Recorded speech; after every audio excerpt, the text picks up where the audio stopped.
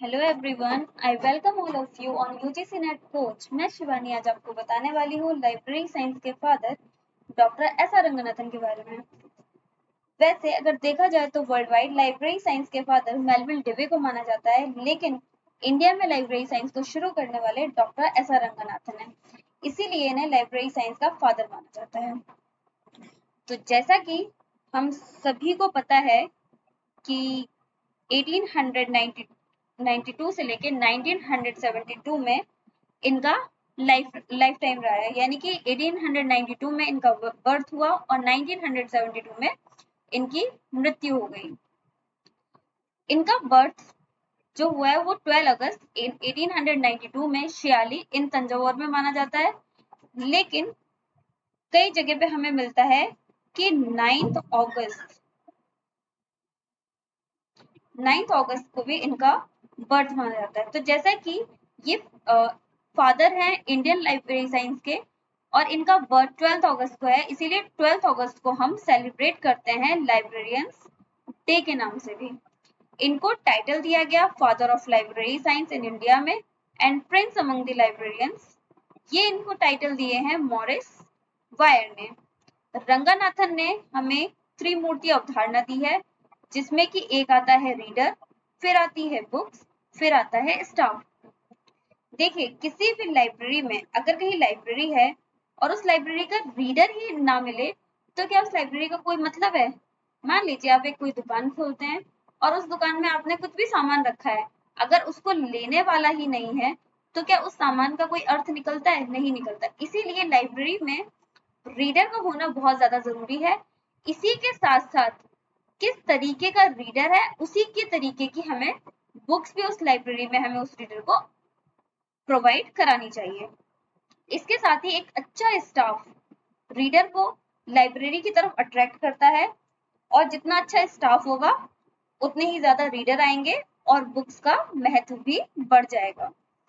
अगला हम देखते हैं कि कंट्रीब्यूशन।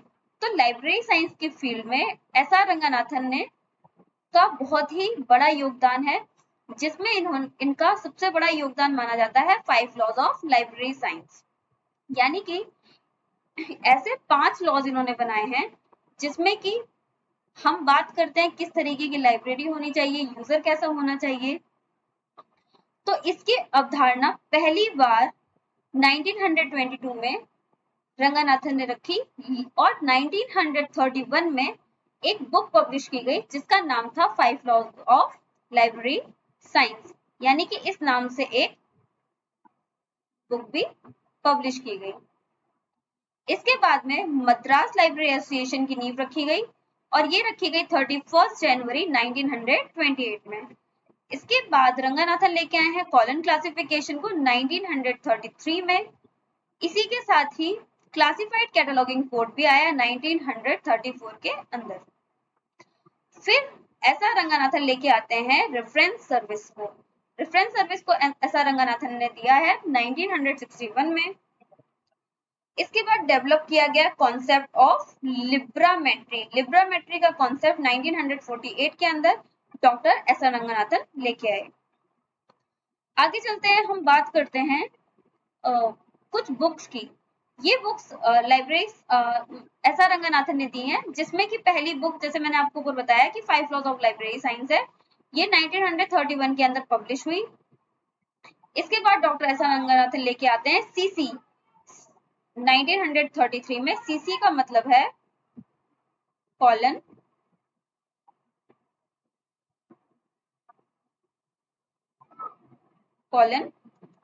क्लासिफिकेशन।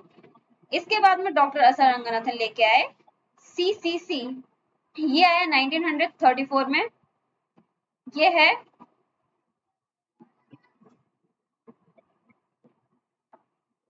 क्लासिफिकेशन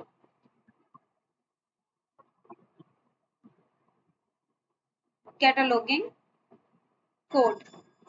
फिर लाइब्रेरी एडमिनिस्ट्रेशन आया 1935 में। फिर डॉक्टर एस आर रंगनाथन लेके आते हैं प्रोलेगोमेना टू लाइब्रेरी क्लासिफिकेशन, ये आया हमारा 1937 में। फिर रंगनाथन लेके आए थियोरी ऑफ लाइब्रेरी कैटलॉग पे बुक, जो कि 1938 में पब्लिश की गई।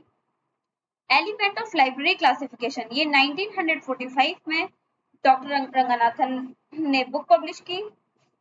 इसी के साथ ही क्लासिफिकेशन एंड इंटरनेशनल डॉक्यूमेंटेशन, जो कि 1948 में बुक लाई गई। फिर आती है फिलोसफी ऑफ लाइब्रेरी क्लासिफिकेशन, जो कि 1951 में रंगनाथन ने एक बुक पब्लिश की। इसके साथ ही अगर हम आगे बढ़ते हैं तो ये बुक कराने का मेरा काम ये है कि इन बुक से डायरेक्ट क्वेश्चन आते हैं, यानी कि आपको बुक्स दे दी जाएंगी और पूछा जाएगा कौन सी बुक पहले आई है, उसको सीक्वेंस वाइज अरेंज कीजिए, या फिर आपको डेट दी जाएगी और पूछा जाएगा कि बताइए मैच कीजिए कि किस ईयर में कौन सी बुक रंगनाथन के द्वारा दी गई है।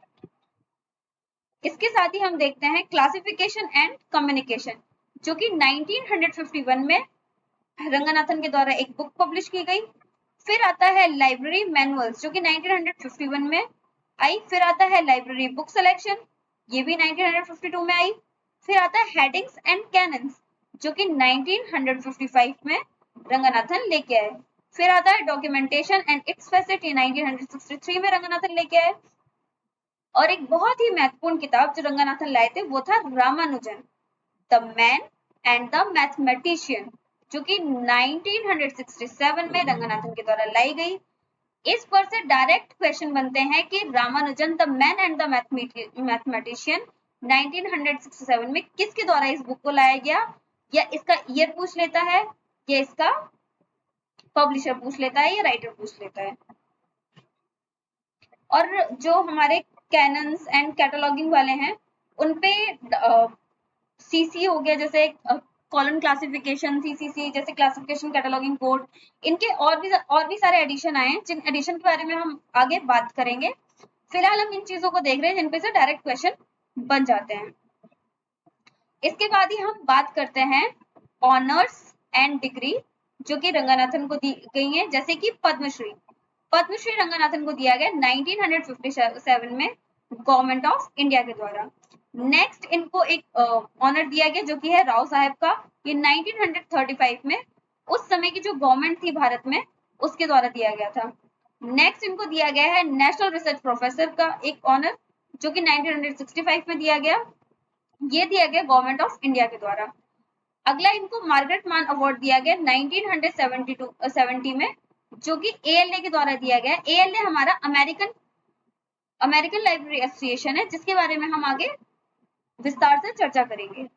फिर इनको एक डीलिट की डिग्री दी गई, पहले इनको 1948 के अंदर में दिल्ली यूनिवर्सिटी के द्वारा दी जाती है। फिर दूसरी जो डीलिट की डिग्री है ये इनको 1964 में पिट्सबर्ग यूनिवर्सिटी है उसके द्वारा दी जाती है।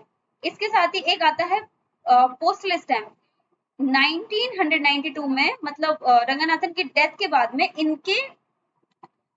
इनके नाम से पोस्टल स्टैम्प छपने स्टार्ट हो गए थे, इसमें इनकी फोटो भी लगी हुई थी। तो ये गवर्नमेंट ऑफ इंडिया के द्वारा इफ्ला कॉन्फ्रेंस में ये पोस्टल स्टैम्प जारी किए गए थे।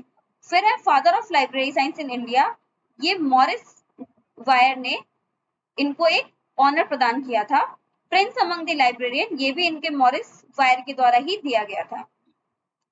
अगली दो चीजें हैं जो कि है लिब्रा एंड अरिथमेटिकस, ये 1931 में रंगनाथन ने दो सुडोनिम नेम्स यूज किए थे, इनके दो डिफरेंट आर्टिकल्स, यानी कि लिब्रा एंड अरिथमेटिक्स के लिए।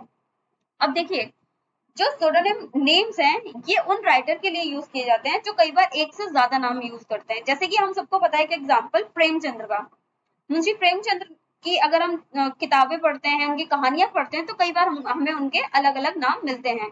तो कई बार वो जब कोई राइटर अलग अलग तरीके से उन नामों का यूज करता है, दो बार दो से ज्यादा, एक से ज्यादा, दो से ज्यादा नाम यूज करता है, तो उसके लिए हम सुडोनिम नेम यूज करते हैं। इसी के साथ में जो हमारी आज की क्लास थी जिसमें हमने डॉक्टर एस आर रंगनाथन के बारे में बात की है, होप सो आपको पसंद आई होगी। एक चीज इसको याद रखिएगा, ये त्रिमूर्ति अवधारणा कौन सी दी है, ये कई बार डायरेक्ट प्रश्न पूछ लिया जाता है। और ये जो आज की क्लास है डॉक्टर एस आर रंगनाथन पे, ये सिर्फ नेट जेआरएफ के बच्चों के लिए नहीं है, ये उन लोगों के लिए भी है जो DSSB, KVS, NVS, EMRS की तैयारी कर रहे हैं, ये उनके लिए भी काफी हेल्पफुल रहने वाली है। तो आप इसको ध्यान से पढ़ें और होप सो आपको क्लास अच्छी लगी होगी और आगे इसी तरीके की और भी क्लास आती रहेंगी, तो कृपया करके आप मेरे साथ में इसी प्रकार जुड़े रहें। Thank you so much.